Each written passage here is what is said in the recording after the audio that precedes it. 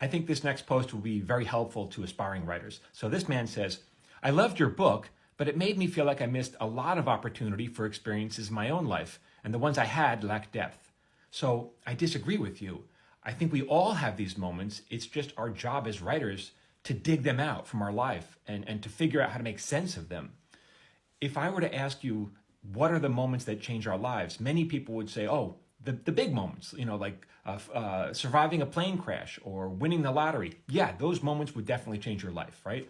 But what about the rest of us? We all have lives, and our lives definitely change over time.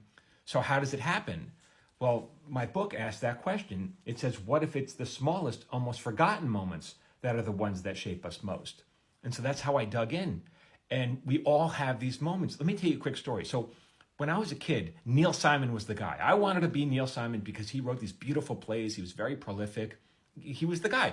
He wrote Brighton Beach Memoirs, which I loved. He wrote Biloxi Blues, which I was like, damn, when I watch it, why couldn't I be in the Army and have an insane drill sergeant? Then I could have written Biloxi Blues. Here's where it gets even crazier. He wrote something called Lost in Yonkers. And when I saw that, I was like, damn, why couldn't I have grown up in Yonkers? Then I could have written that beautiful play and be successful. Here's the thing, guys. I grew up a half mile away from the border of Yonkers. My friend Eric lived on the border, and I used to walk to his house. A few years ago, the New York Times did this quiz, this online quiz where you could answer questions about how you pronounce certain words, and it would geolocate where you grew up.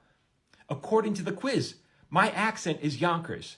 And yet here I am as a kid thinking I couldn't possibly write anything that was good because I didn't grow up inside the border of Yonkers. How crazy is that?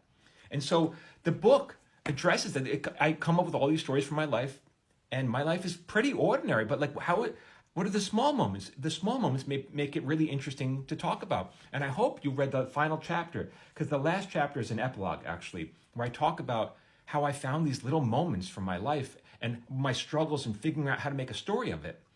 Because here's the secret that I've learned after writing for television for 28 years.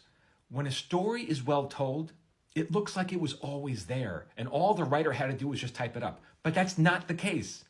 The hard part is actually figuring out the meaning and deriving some kind of structure. That's the art that goes into it.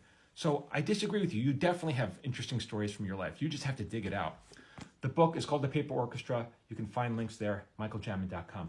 Thanks for the question, though.